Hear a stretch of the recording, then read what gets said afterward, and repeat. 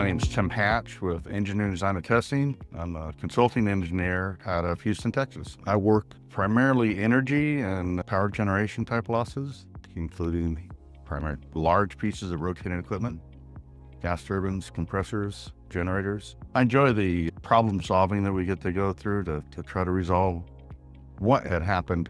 You're often at a site where there's a gentleman here who knows that equipment very well, better than you ever will, but he doesn't have the skill set to put together what really happened. ADT, a group of some really good engineers that really know what they specialize in. You have to be a bit of a jack of all.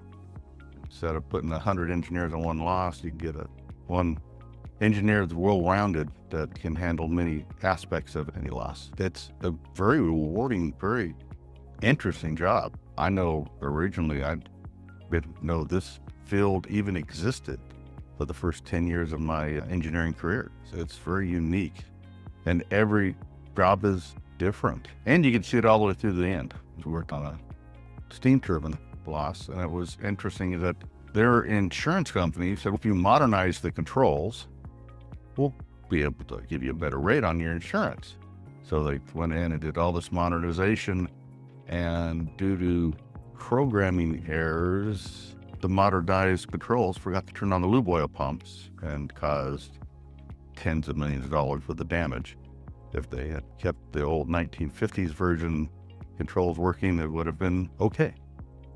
Power generation, if you're looking at the gas turbines, turbine blade failures or compressor blade failures seem to be one of the most common failure modes. Part of it is you can't really inspect it easily without taking it all apart, which is a multi-million-dollar endeavor, because sometimes things get pushed a little farther than they probably should.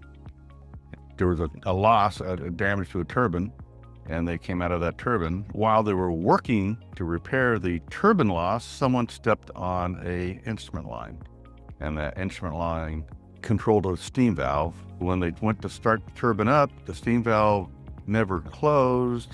All the steam went into the gas turbine, blew out the fire. They didn't know that. Filled up the boiler with natural gas, which then found an ignition source and exploded. It took 4 different things to go wrong for this one really bad incident to take place. They had a whole perfect bad day.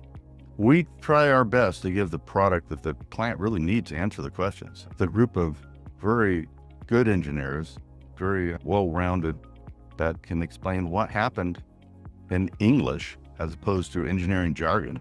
We just try to give them all the information they need so they can do their job and make their decisions.